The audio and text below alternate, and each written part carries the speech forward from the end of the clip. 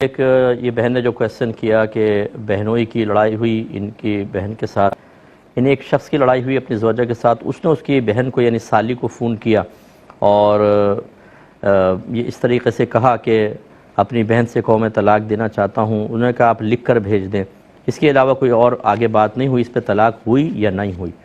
دیکھیں صرف ارادہ طلاق اگر ظاہر کیا جائے تو اس پہ طلاق نہیں ہوتی ہے، اور اگر بعد میں انہوں نے نہیں بھیجی طلاق اور نہ طلاق کے الفاظ وغیرہ کوئی جیسے تنہائی کے اندر بعض اوقات انسان ادا کر دیتا ہے، ایسا کچھ بھی نہیں کیا اور بعد میں صلح بھی ہو گئی تو بالکل خوش و خرم رہیں، اس میں کوئی مسئلہ نہیں ہے.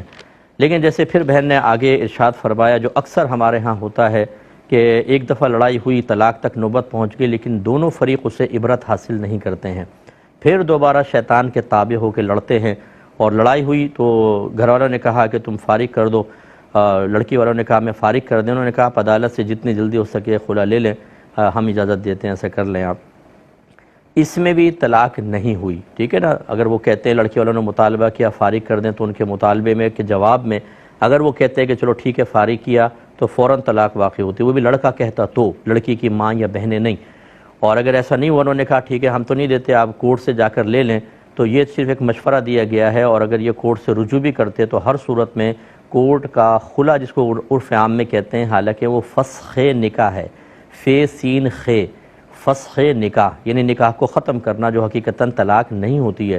تو خلا تو شوہر دیتا ہے، ٹھیک ہے نا، طلاق بھی شوہر دیتا ہے، خلا بھی شوہر دیتا ہے. اگر بغیر پیسوں کے طلاق دی جائے اس کو طلاق کہتے ہیں، اور پیسوں کے بدلے میں طلاق دی جائے تو اس کو خلا کہا جاتا ہے. کورٹ میں نہ پیسہ ہے، نہ شوہر طلاق دے رہا ہے، نہ پیسے کے بدلے طلاق دے رہا ہے، تو وہ حقیقتاً خلا ہے نہیں. تو یہ صرف ایک مشورہ دیا کہ آپ کورٹ سے خلا لے لیں، اور انہوں نے نہیں اس پہ عمل کیا تو بہرحال یہ طلاق واقع نہیں ہوئی. لیکن میری گزارش ہے کہ دونوں فریقین کو چاہیے کہ پیار محبت سے زندگی گزاریں. اللہ تعالیٰ نے یہ ایک زندگی دی ہے بالکل مختصر سی، اور حقیقتاً یہ اس لیے دی ہے تاکہ ہم اس میں آخرت کی تیاری کر لیں. اور ہم بعض اوقات اپنی زندگی کو تلخ سے تلخ بناتے چلے جاتے ہیں، لڑائی جھگڑا فتنہ فساد، اور یہ اکثر ہمارے جہالت، ہمارے تکبر، ہماری کم علمی، اپنے آپ کو صحیح سمجھنا، دوسرے کو غلط سمجھنا، دوسرے سے معافی مانگنے کو اپنے لیے ذلت اور بے عزتی بنا لینا، اس کا معیار بنا لینا، ان چیزوں سے زندگی تباہ ہوتی ہے. پھر فرشتہ آ جائے گا، موت کا فرشتہ، کہ آئیے آپ کا وقت پورا ہو چکا، حسرت کے ساتھ رخصت ہو جائیں گے. جتنے بھائی بہن مجھے سن رہے ہیں جو شادی شدہ ہیں، میں گزارش کرتا ہوں ایک دوسرے کی قدر کریں، پیار محبت سے رہیں، اپنے بچوں کے لیے اچھے رول ماڈل بنیں. یہ نہ ہو کہ بچوں کے ذہن کے اندر وہ بیچارے تنہائی میں بیٹھے ہیں تو ماں باپ کی گالی گلوچ، مار پیٹ، رونا دھونا یہ ان کے ذہن میں چل رہا ہو. یہ کیا کر رہے ہیں آپ اپنے بچوں کے ساتھ؟ انہیں نفسیاتی طور پر آپ کتنا بیمار کر دیتے ہیں، سک کر دیتے ہیں. ان بچوں کی ذہنی نشو و نما متاثر ہو جاتی ہے. وہ کلاس میں بیٹھے ہوتے ہیں، ٹیچر کا لیکچر سن رہے ہوتے ہیں، لیکن ان کا ذہن وہاں حاضر نہیں ہوتا، کیونکہ گھر کے جو یہ منفی معاملات ہوتے ہیں ان کے ذہن پر بہت ہی بری طریقے سے اثر انداز ہوتے ہیں. لیکن معذرت کے ساتھ لفظ استعمال کر رہا ہوں، ظالم ماں باپ کو اتنی فکر نہیں ہوتی کہ ہم اپنے بچوں کے ساتھ کیا کر رہے ہیں. ہاں میں نے یہ ضرور دیکھا ہے، طلاقیں دے دیں گے، پھر خاتون بھی فون کریں گی، شوہر بھی، مفتی صاحب کچھ بتائیں، حل بتائیں. چھوٹے چھوٹے بچے ہیں ہمارے.